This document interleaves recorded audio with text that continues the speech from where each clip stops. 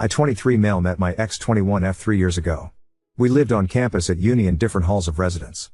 After a few months, we got together and for the most part had a very happy relationship. There was always one issue though. My ex grew up in a very religious home. Her father is a pastor. She has been open with her family that she does not share their faith. They weren't happy about it but accepted that she has to make her own choices on that. Nevertheless, I think some of that religious upbringing was still in her mind. I grew up in a different religion but was never very serious about it, and am no longer religious. Our relationship was pretty normal except that she told me very early that she was a virgin and wanted to stay that way until she was married. It wasn't for religious reasons, as I mentioned she isn't religious. But she was very focused on not disappointing her dad. We did other sexual things, just not intercourse. I never had much luck with girls growing up, and going into the relationship I was a virgin. And I still am, at least if you classify being a virgin as never having had intercourse. Anyway, I was becoming more resentful of the fact that everyone I know was having normal sexual relationships and we weren't. I couldn't understand why she didn't want to have a full sexual relationship, though of course I never pressured her about it. I felt that while I was at uni, and pretty broke, getting married was something for the future. Last year, I was in my last year of uni and she was working in her first professional job. Her degree was shorter than mine, so she finished uni first despite being younger than me. She was talking a lot about all these successful guys she met at work, which did make me feel lesser as I was still a broke uni student. Coupled with her still not wanting a full sexual relationship, it did make me feel more resentful. We had some arguments about it and after a while I felt that I should end the relationship as we wanted different things and our lives were on different paths. It was awful. She was crying a lot and I felt terrible afterwards. Anyway, it has been nearly 6 months since we broke up. We haven't been in touch at all for most of that time. I have not been involved with anyone else in that time, as I was 100% focused on finishing my degree. I have finally finished uni and am about to start my first professional job. She recently got in touch again and asked to meet up. I was hesitant, but decided we had so much good history that I should hear her out. She told me she's been missing me terribly these past 6 months. That she thinks she wants to get back together, and is open to having a sexual relationship now. I asked her why now? What changed? And she looked uncomfortable. After a little prying, she said she had a short-term fling with one of the older guys at work while we were broken up. Which of course was fine as she wasn't my girlfriend anymore. Anyway, she said he persisted with her until she started having sex with him. She ended it with him recently. She was clear that it was consensual, but that the guy was very persistent with pursuing sex with her. I was gutted. I couldn't understand why she'd make me wait all those years, but was fine doing it with some new guy she'd only been seeing a short time. I asked if the reason she was open to having a sexual relationship now is because she wasn't a virgin anymore. She said yes. I asked her to give me some space to process all this. I'm conflicted and would love some advice on this. I have missed her a lot and still have strong feelings for her. But at the same time it feels like I was strung along for years. It's hard to put my finger on why I don't want to take her back. Everything logically makes sense for us to get back together. I'd even get to finally have a sexual relationship with her. But I feel awful about this whole thing and don't want to ignore those feelings. Update 1. Edit next day. Okay, you've convinced me. Today I blocked Ellie on everything.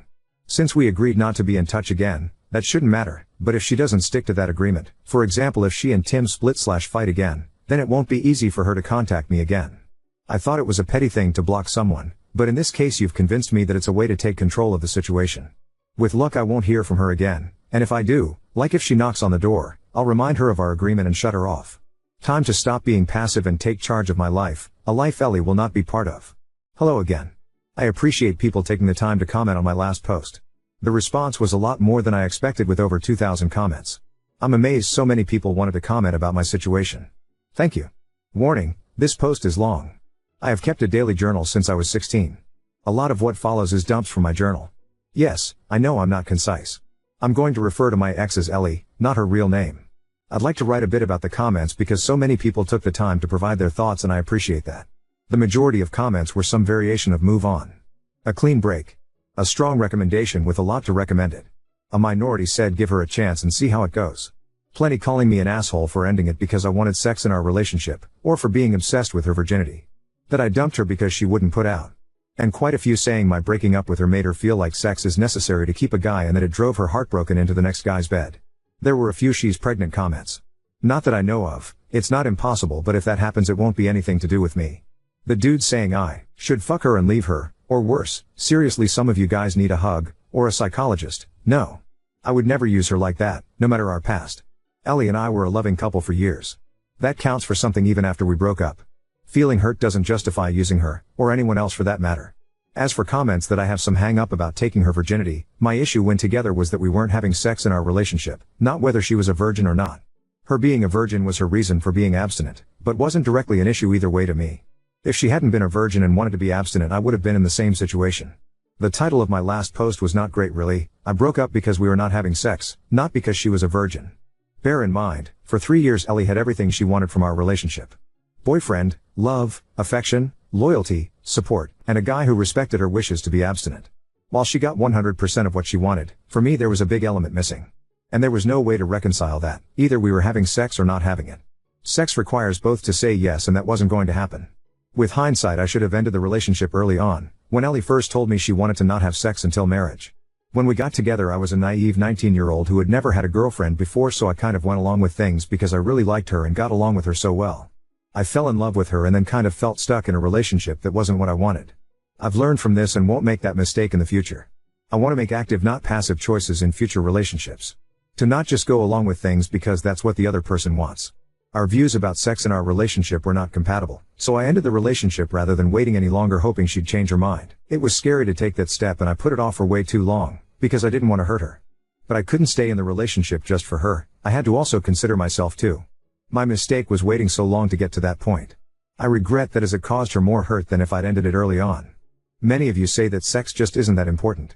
But for me it is, at least as part of a relationship. You can disagree. That's fine. Some people are fine being in no-sex relationships. No judgment from me, but that's not what I want. Some people took issue with me saying I felt she strung me along. On reflection, that's fair. Ellie was clear to me about wanting to not have sex until marriage. I foolishly stayed way too long hoping she'd change her mind one day. She didn't. That was my mistake. I strung myself along really. She never led me on in any way. It hurt to learn that she had sex with the next guy relatively quickly after I waited so long. But she is my ex, so that is not my business anymore. She is allowed to change her mind. She can have sex, or not, with whoever she chooses. I don't get a say in that. My hurt is an emotional response, not a logical one. Logically I see she did nothing wrong by me. I'll get over it. It's just my bruised ego if I'm honest with myself. Feeling I'm somehow a lesser man because she took that step with the next guy. I know objectively that isn't true, but I sure feel it. I was not a perfect boyfriend and I have made mistakes. I have learned from them. I don't regret breaking up with Ellie and still think it was the right decision for me. Enough background. A few things have happened. Last weekend was the Australia Day long weekend. I was on a camping trip, in the Grampians for any Aussies reading. It was so nice to be in nature, to do some bushwalks with friends and decompress. It felt good to talk about the Ellie situation with my mates around the campfire. Most of them knew Ellie pretty well from our years together, and they had a range of views, just like the commenters on my post. And I got the usual good-natured shit about still being a virgin. I learned there's an expensive bottle of scotch they bought a while ago that's going to have its seal cracked when mine is. Bastards lol.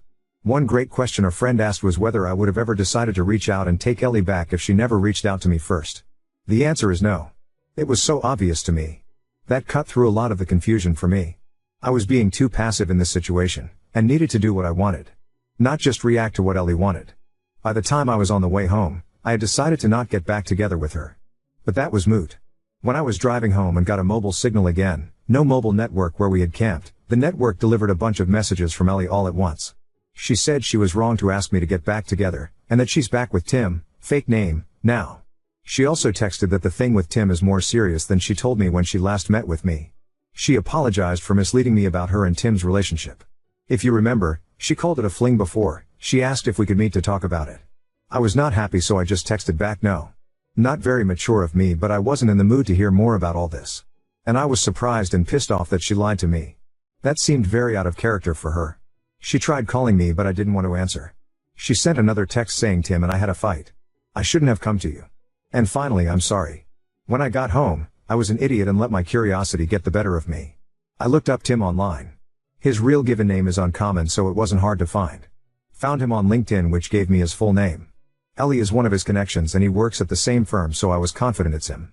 He's a director at their firm, one level below partner. He also has pics on Insta. Lots of posts about his adventures around the world at various events and exotic places, as well as shots with an expensive looking car. A few photos of him with Ellie with their arms around each other in Singapore in November. I guess that confirms it was serious. He wouldn't have public pics with her for a casual fling. All that just made me feel bad. No good comes from comparing myself to my ex's successful boyfriend. Ellie is not my girlfriend and I'm not in competition with Tim. So I won't do that again. My ego's bruised enough already. I have been living a very frugal life my whole time at uni, aka poor as fuck, so I know I can feel inferior when I see people with wealth. That's another me problem to sort out. Anyway, all that was on Sunday afternoon/evening. On Tuesday evening, Ellie knocked at my door. She said that she knows I didn't want to talk to her, but she felt bad about everything and hoped I would to let her explain herself, clear the air, then I'd never see her again if that's what I wanted. I let her in. I was not happy with recent events but figured I might at least get a clearer idea of what's going on. It was a long, heavy conversation over 4 hours, but here's the gist as I remember it. When we broke up she was devastated. She said it took a couple of months before she started to feel a bit better. She missed me constantly and wanted to see me the whole time, but when I ended it we agreed to keep apart and heal. In September, she met Tim at work. He manages a different team, she doesn't work for him. She said he was very charming and attractive and showed almost immediate interest in her. They got to know each other and he asked her out. She was worried it was a rebound but felt so much better getting his attention that she went along with it. After dating for a while she developed feelings for him and that later led to a sexual relationship. It wasn't a fling and she dated him for a while beforehand. I asked about whether he had pressured her into sex, last time said he was very persistent. She said she was trying to not upset me, she thought if she gave the impression she was reluctant to have sex with Tim that I wouldn't think as badly of her. So it was a story to try and spare my feelings. I told her it just made me worried she had been assaulted. She looked shocked at that and said no way, she was actually the one who initiated their sexual relationship. I said although I don't like that she lied to me, I can understand why. I don't think she did anything wrong changing her mind about abstinence. Yes, I was hurt when she told me she was having sex but I have no right to judge her for anything, she's a single adult and it's her life. I don't think badly of her. She burst into tears and said something like I thought you must hate me now. I assured her that I didn't. She said she was sad it didn't work for us, but that she never would have dropped her virginity commitment if we had not broken up. After we broke up, she decided that it was a commitment she made to her dad when she was still a kid, and it was messing with the life she wants now. So by the time she and Tim got into their relationship, she had already decided she was ready for sex with the right person. I asked about her dad and she just said he doesn't need to know. I asked about why she asked to get back together. Tim is older, she told me he's 32, and has been at the firm 10 years. One day at work, one of the women made a snarky comment to Ellie about being another one of Tim's girls. She did some digging and it turns out Tim has a history. He has dated a long list of women from work, several of them were young graduate employees just like Ellie. The rumor around the office is that Ellie is just the next girl to get used by him. She was horrified. She accused him of using her. They argued and she told him it was over. Soon after that she came to me. She felt as if we might be able to rekindle things now that she was open to a sexual relationship. But my hesitation and time to calm down made her realize that was a mistake. Over the weekend, Tim asked her to work things out. She decided to give it a chance. She tried to call me but they went to voicemail, I was camping, so she sent those messages instead. So I guess that's settled, I don't want her back and she's in a relationship so she doesn't want me back either. We chatted a bit about how our families are going. She congratulated me on finally finishing uni. She asked if I had been seeing anyone and when I told her I'd been studying hard and working a lot since exams, retail job, with no time for girls, she laughed and said I'm still a big nerd. She hoped we could be friendly if we ever see each other. But she wants to keep out of contact out of respect for her relationship with Tim. She wants to give it a real chance of working. Which is fair enough. She gave me a hug, said thank you for understanding, and left. So there you have it. Ellie involved me in her relationship drama. I would have preferred she hadn't, but at least it's sorted now. I'm glad I paid attention to my feelings and took time out to consider things, as it could have been very messy if I had taken her back. Trusting my gut has been the biggest lesson for me in all this. I still care for her despite recent events. It seems like she is dealing with a lot of complicated things between her new relationship and work gossip. I wish her well and hope she will be happy, whether it's with Tim or not. She was my first love and I expect I'll always have warm memories of her. But I am clear now that I don't want her back. She is my past and I want to look forward. Well, this has become an essay. Tutors at uni always told me I was too waffly in my writing. Well, fuck those guys, I'm not a student anymore. I can now focus on launching my new career with no distractions. I've worked so hard for so long to get here. My new job starts on Monday. It's going to be so eat building actual real experience, my new profession, not just endless theory. I'll be earning much better money, no more student poverty, and I've got graduation in May to look forward to as well. I'm open to finding someone new but that is way down my priority list. I'm not going to actively pursue that anytime soon. Cheers everyone for your comments and advice. Oop, well, we've agreed to stay out of each other's lives. I fully intend to keep to that. I hope she does too. Oop, I was already pretty churned up about things from when she first asked to get back together. I wish she hadn't done that. But after she came to see me on Tuesday it was easier for me, we got to mutually say no to a future together, and also put a lot of baggage in the bin. Is Ellie going to be happy? I don't know. I hope so, but I have my doubts about this Tim dude. But you probably can't trust my judgment on that. More relevant to me is whether I'm going to be happy. The answer is fuck yes, because I'm going to make that happen. My old throwaway got blocked, so I had to make this new one. I learned a lot through that experience and believe that I'm a little less naive than I was.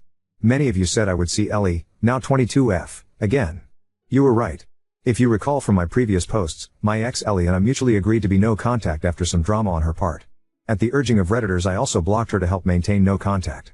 I've been working since February as a graduate engineer, and it's been everything I hoped it would be. I'm meeting amazing smart people, learning so much every day, and am finally earning a salary after years of being a broke student.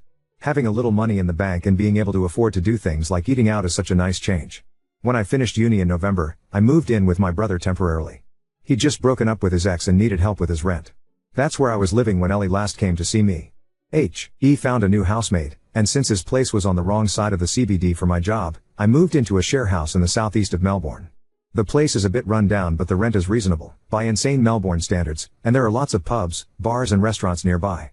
The location and my housemates have been great. I'm seeing someone. I'll call her Olivia, not her real name. She's the sister of one of my housemates. We met when my housemates and I had a barbecue and she dropped by. We got talking and were still talking hours later until everyone else had left. Her brother told us to STFU so he could get some sleep, haha. I asked her out that week and we've been close since. My housemate, her brother, has been making fun of us ever since, including more than a few crude jokes when she stays over. We agreed to be exclusive 6 weeks ago, so it's still quite new. She's so cool. And smart. And gorgeous. The chemistry was instant and intense from the moment we met. We just click so well. It's such a great time when we're together. Olivia is an accountant at a big firm. One of Olivia's workmates was having a party last month. She asked me to come to meet some of her work friends. We went inside and Olivia introduced me to the woman who hosted the party, her workmate Jess. There would have been maybe 40 to 50 people there. I didn't know anyone but Olivia. At one point I offered to grab more drinks. The kitchen was in a separate room. As I was getting them, a guy asked me to pass him a beer from the fridge. I introduced myself and he said, "Hi, I'm Tim," fake name from my last post. He actually said his unusual name. We chatted a couple of minutes about our jobs and how we know Jess, then I just said nice to meet you and returned to the group. I didn't recognize his face as I'd never met him before, but it was definitely Ellie's Tim, his job and firm lineup. And he looked in his 30s, a bit older than most people at the party. Neither of us mentioned Lie when we were talking. Later on I asked Jess how she knew Tim.